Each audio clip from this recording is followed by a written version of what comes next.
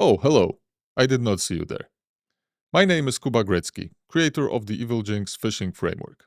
It's been a while since I dropped a video, but today I'm coming back with something hopefully worth the wait.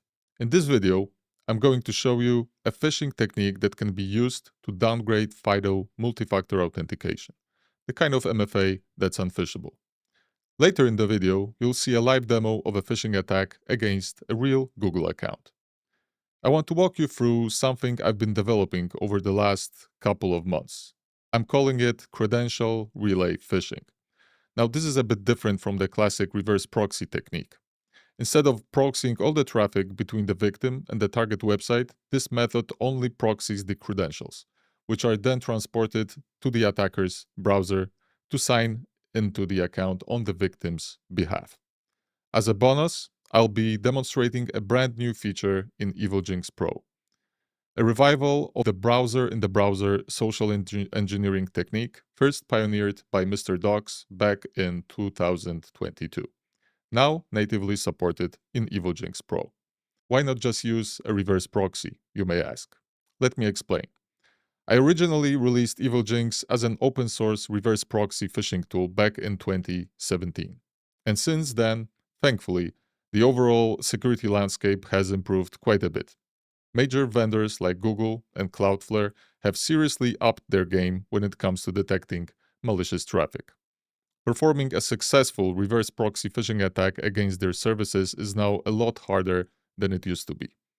Modern phishing protections now use TLS handshake fingerprinting and browser telemetry analysis to detect whether a connection is coming through a reverse proxy server.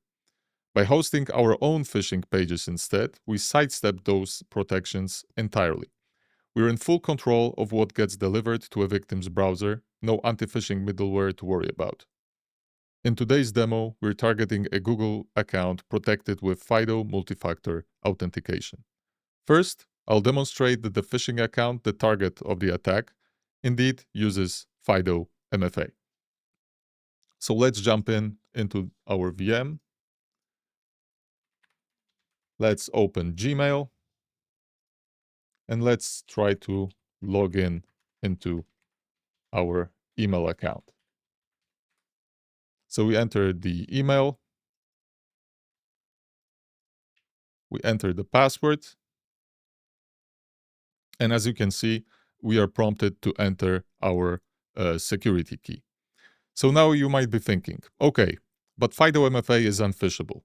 How do you steal the session cookies? Imagine we're the attacker. We've just collected the victim's email and password and used those credentials to initiate a sign-in on our own attacker-controlled browser. Let's imagine that this browser is living on the attacker's server. We obviously can't ask the victim to hand over their physical YubiKey or a FIDO device, so what do we do instead? We rely on the MFA fallbacks that are already configured on their account. And here's the thing. Most users have at least one fallback method set up, and most fallbacks are phishable. The trick here is simple. Convince the victim to switch to a less secure MFA method. So now, let's cancel this as if we were the attacker. Let's click Try Another Way to choose the next available MFA option from the list, whichever one we want the victim to authenticate with. In this demo, we'll pick Tap Yes on your phone or tablet. It's an easy prompt for the victim to follow without raising suspicion. So let's click it. And now the victim should receive the MFA prompt on their mobile device. So we click Yes on the mobile phone, the victim does it. And we are logged in.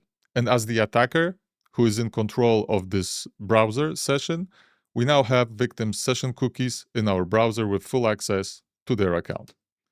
Remember, if you have FIDO MFA enabled and the website suddenly prompts you to use a different, less secure MFA method, just stop and double-check the URL, as you might be just getting phished.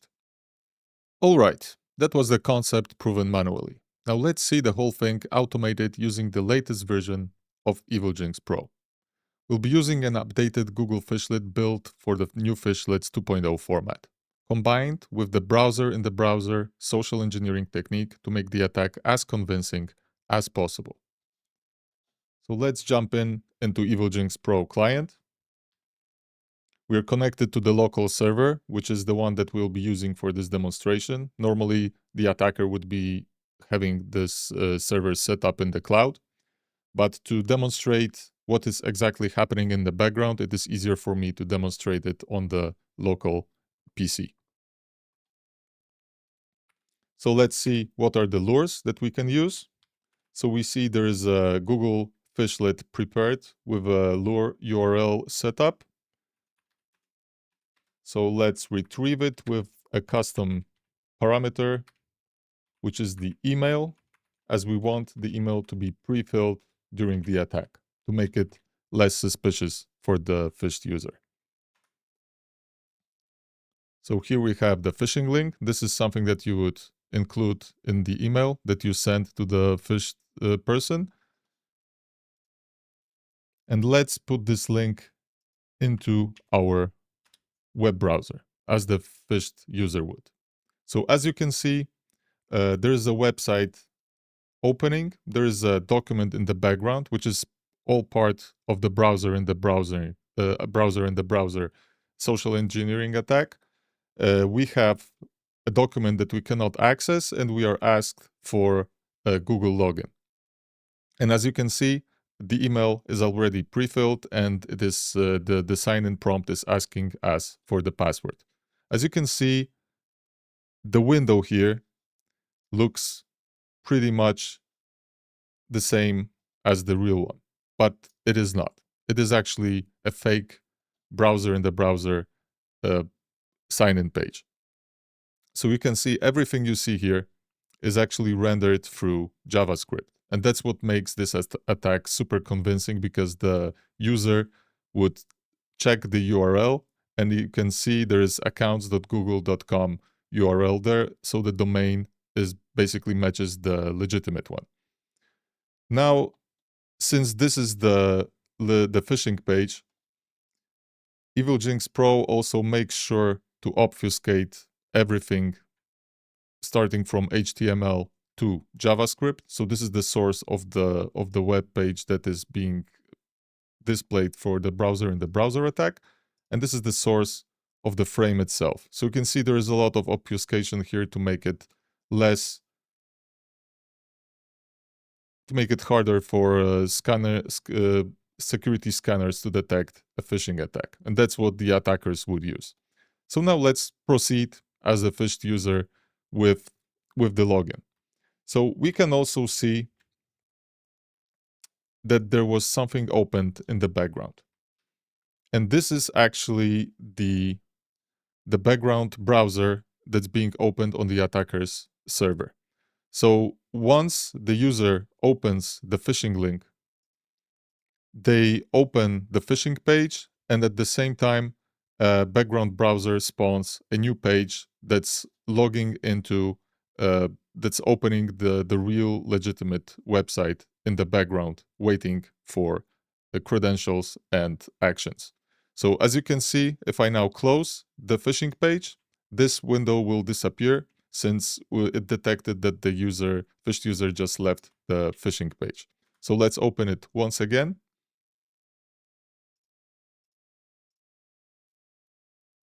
So you can see now it's entering actually our pre-filled email that we set up with the lure.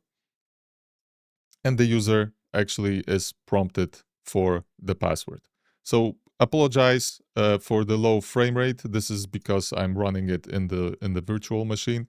Normally, when you run it on the real hardware, there are no delays in actually rendering this page, which is probably something that I will show right now as an overlay so that you can look at it.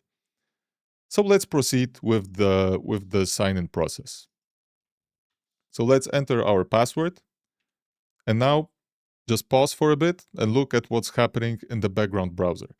So once I enter the password and it gets entered, it will do the same thing that we did previously with canceling the FIDO MFA prompt and choosing the less secure MFA method, being exactly what the FIDO MFA downgrade is in this situation. So we click Next. The password is being entered. Now it canceled the FIDO MFA and it picked the first MFA option that we want to use for phishing the account. And the first one that it picked is actually the same that we used before, which is the tap yes on your external device. So what we do is we tap yes, as the phished user, of course, would.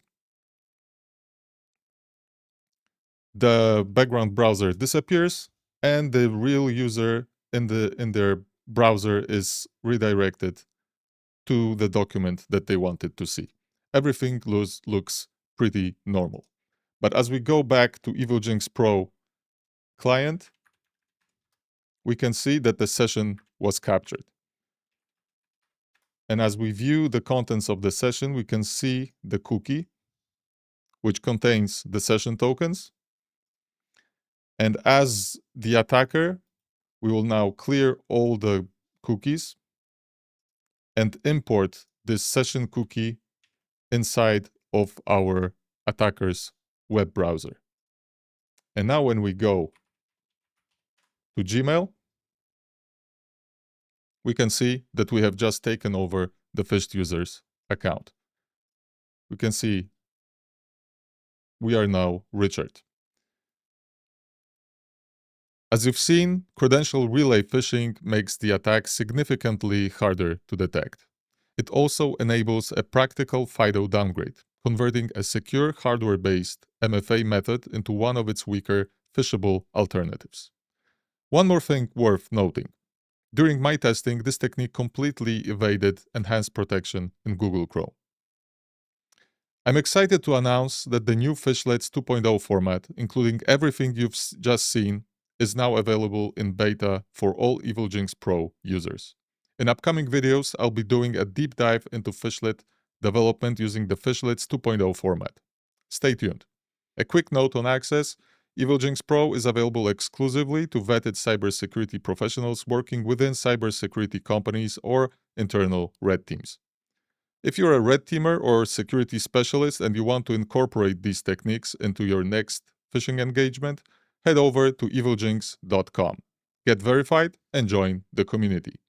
Our Discord server for cybersecurity professionals is completely free, open to everyone who passes verification. Thank you for watching, and as always, happy phishing.